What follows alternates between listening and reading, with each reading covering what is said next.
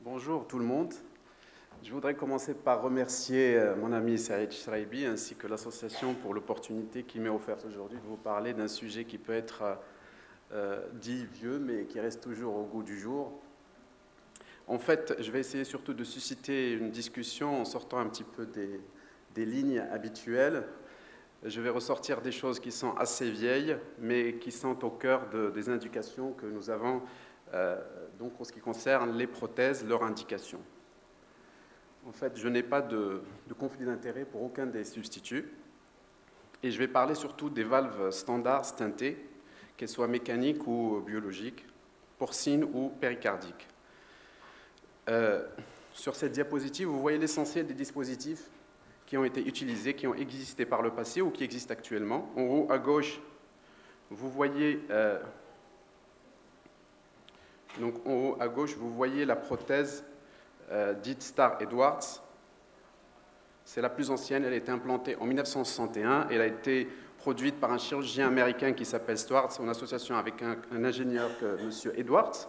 Cette prothèse a été la première, elle a eu un énorme succès. Il y a eu des centaines de milliers de prothèses qui ont été implantées. Elle a eu beaucoup de succès, surtout après le contrôle de l'anticoagulation et de la thrombose. Par la suite va intervenir la valve de Björk-Schilé, qui est dite la valve à disque, puis la valve Bielefeld, dont le but, bien sûr, d'améliorer l'hémodynamique de ces prothèses. Ces prothèses ont le point commun d'avoir une armature centrale qui est soit métallique en titanium ou en carbone pyrolytique, avec une collerette externe, comme vous le voyez ici, qui permet d'insérer la prothèse sur l'anneau, et un dispositif central qui doit se fermer et s'ouvrir pour toutes ces valves.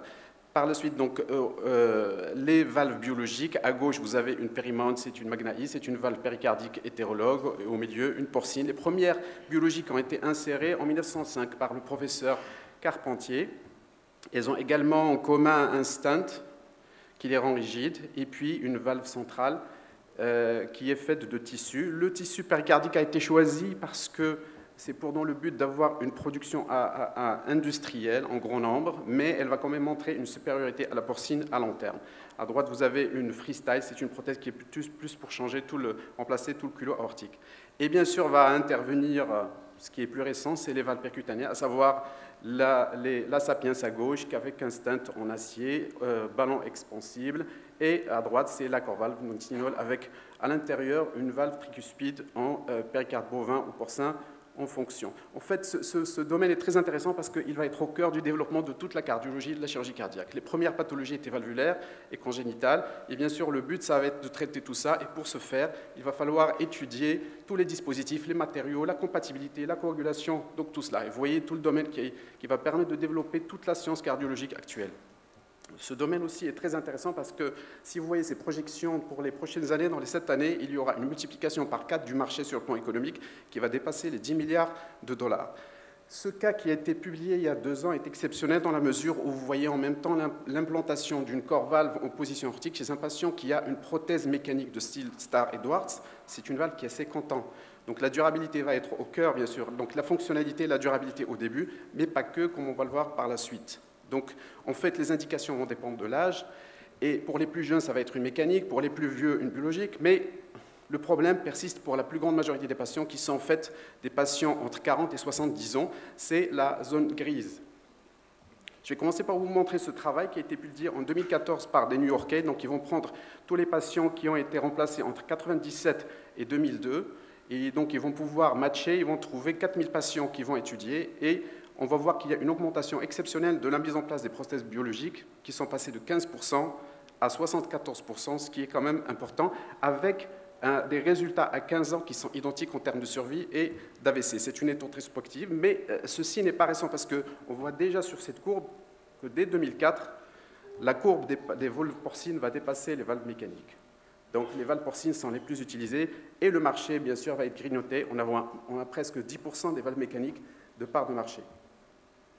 Pour ce qui est des recommandations, je trouve personnellement que les recommandations, surtout européennes, n'ont pas beaucoup bougé. Parce que quand on voit la pratique de tous les jours et quand on voit les indications, Donc les indications européennes, donc les recommandations disent qu'il faut mettre une valve mécanique pour les patients en dessous de 60 ans pour l'aortique et au-dessus de 65 pour les mitrales.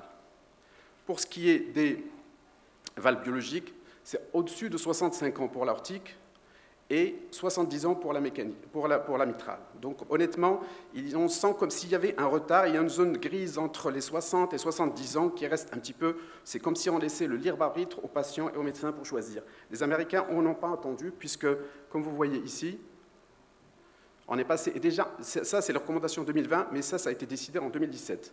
Donc vous avez en 2017 les recommandations qui vous disent qu'à partir de 50 ans, vous pouvez mettre une prothèse biologique en position aortique. Et 65 ans pour une position mitrale. Pourquoi tout cela? En fait, les études randomisées vont montrer qu'il y a une survie similaire entre les valves mécaniques et les bioprothèses. L'une des premières études, c'est la VA, c'est la Veterans Affairs, la plus ancienne, qui a été colligée entre 1977 et 1982, qui va randomiser 575 patients, des hommes, en position aortique mitrale pour comparer la Burke-Shilley et la Hancock.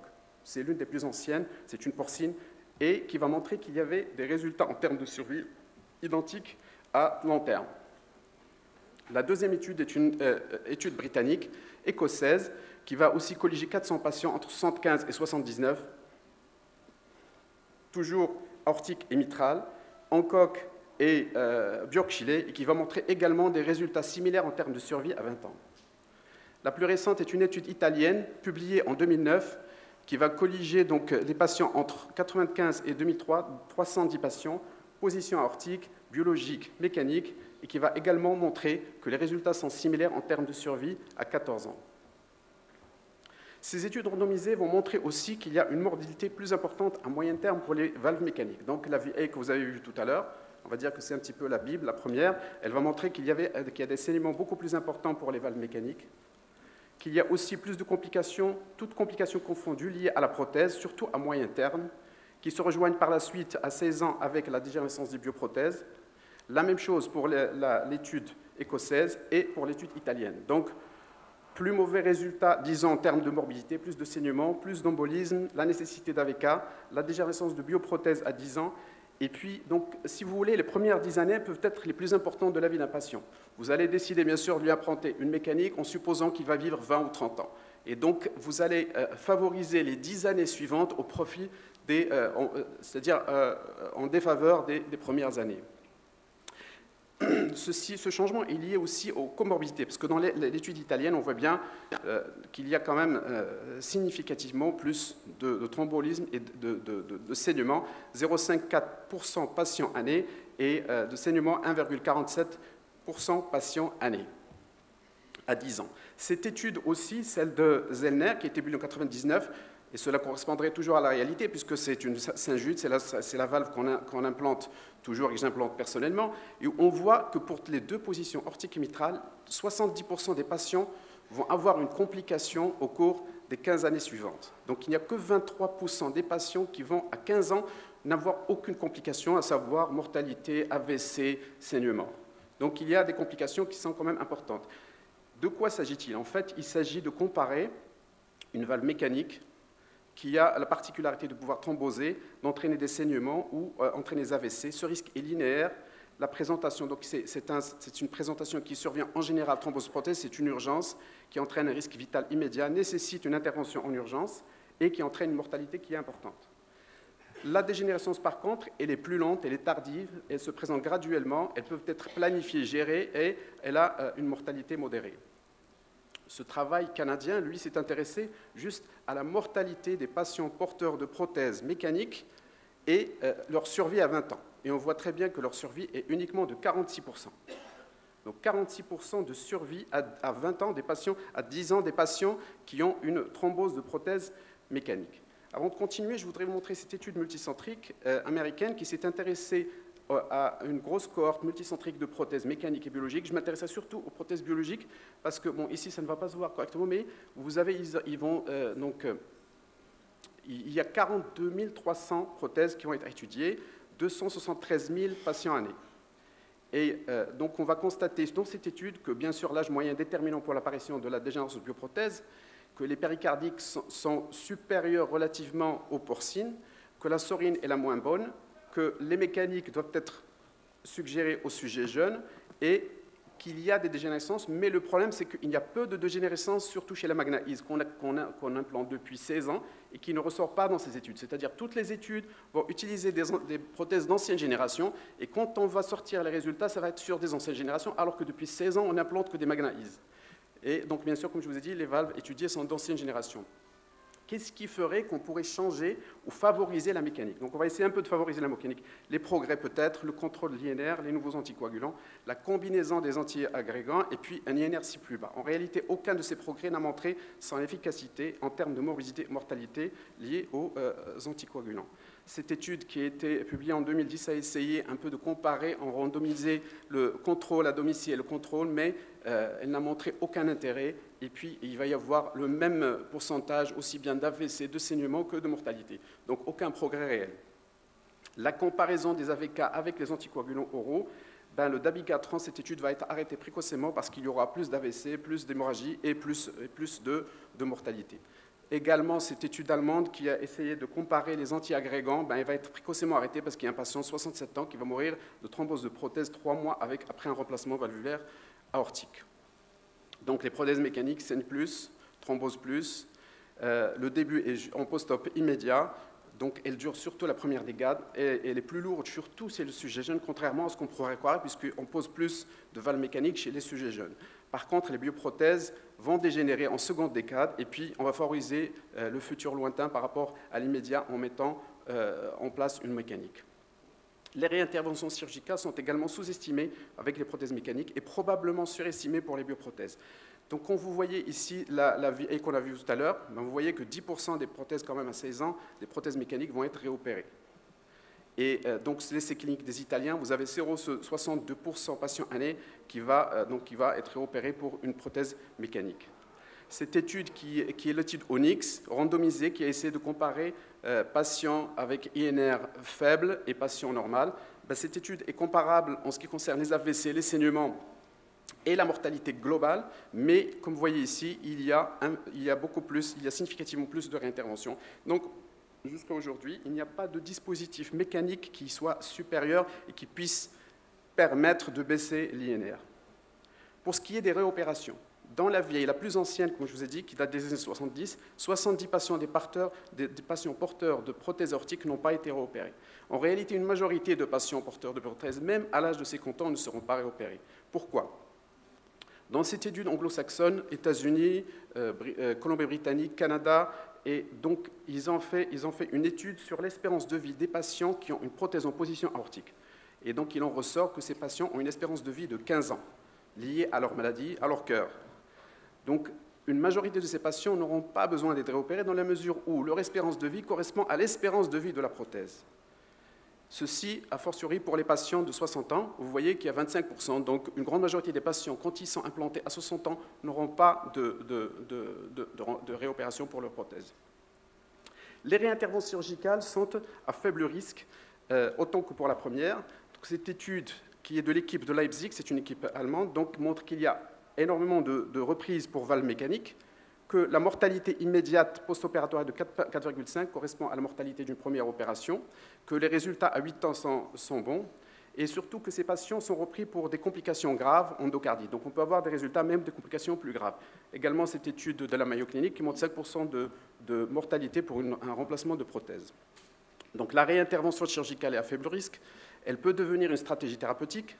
Le Valvuvan, par contre, ne peut pas être comparé à la chirurgie. Son efficacité et son inéquité n'est pas établie et ne justifie pas l'implantation d'une prothèse chez le jeune. On ne peut pas imaginer poster une prothèse chez le jeune en se disant on va faire une Valvuvan. Pour le moment, ce n'est pas prouvé. Donc la plupart des études observationnelles ne montrent pas de différence en résultats à long terme, notamment cette étude sur la database de la STS qui montre qu'à 16 ans, la mortalité est de 16% pour les deux groupes et la reprise pour les valves biologiques est de 8%. Pourquoi certaines séries trouvent une certaine différence en termes de mortalité? Par exemple, cette série de Weber, eh bien, on voit très bien que les courbes divergent dès le premier jour ou dès les premiers mois et deviennent parallèles. Il y a probablement un biais de sélection et un quart de ces patients ont eu un remplacement de la racine aortique. Donc l'ajustement n'est pas toujours bon dans la mesure où on exclut parfois des facteurs qui sont importants en induisant d'autres qui le sont moins. Et comme dirait Blackstone, donc il ne faut jamais comparer les pommes et les oranges, donc c'est un petit peu le problème, comme dans cette étude où on voit très bien que dans le matching, on a mis l'hypertension pulmonaire, l'endocardite, l'AVC, alors qu'aucun de ces facteurs n'intervient réellement dans l'indication, plus que la préférence du chirurgien, la préférence du patient, le niveau socio-économique, la compliance du patient et l'assurance longue maladie. Le niveau socio-économique, chez nous, bien sûr, nous induit à mettre des prothèses mécaniques, alors qu'on voit très bien dans cette étude que plus le niveau socio-économique est bas, plus la compliance est mauvaise et plus la mortalité, ici, elle est significativement différente, on les deux groupes, dans une étude européenne. Donc, les principaux facteurs qui interviennent, c'est les facteurs principaux qui mènent au choix de la prothèse, c'est le choix du chirurgien. Il y a des biais liés aux chirurgiens qui choisissent mécanique ou biologique. La différence, donc, compare les différentes études, compare en fait les chirurgiens, ne compare pas les études. Les résultats devront avoir lieu avec les chirurgiens ou comment on a opéré qu'avec le traitement lui-même. Donc, est-ce que le patient préfère une valve mécanique? La prise en charge de cette valve mécanique, qu'est-ce qu'elle va induire? Est-ce qu'elle est sans conséquence sur lui? Cette étude scandinave qui a comparé la qualité de vie montre que ces malades sont stressés toute leur vie. Ils ont... Merci de conclure, Brahim. Je vais conclure tout de suite, t'inquiète pas. Donc, ils vont être effrayés dans la mesure de ne pouvoir pas contrôler, d'être compliqués, de voyager, d'aller à la piscine, de se mettre... Donc, toute leur vie va être modifiée. Donc, l'impact est important. Donc, je voulais juste montrer ma série personnelle. Donc, sur les 4 années, 303 patients. Donc, malheureusement, on continue à mettre des prothèses mécaniques selon les résultats des patients et des médecins. Et donc, l'âge moyen reste quand même 49 ans pour les mécaniques et 72 pour les biologiques. En conclusion, les études randomisées sont en faveur des bioprothèses. La mortalité est identique, la morbidité est élevée et, dès le moyen pour la mécanique. Les réopérations sont plus élevées pour les bioprothèses, mais la majorité de ces patients ne seront pas réopérés et les réopérations sont à faible risque. Les bioprothèses de nouvelle génération sont plus performantes, elles donnent une meilleure qualité de vie et devraient être indiquées quand le niveau socio-économique est bas, contrairement à ce qu'on pratique actuellement. Donc, en cas de contradiction, les AVK selon le désir des patients.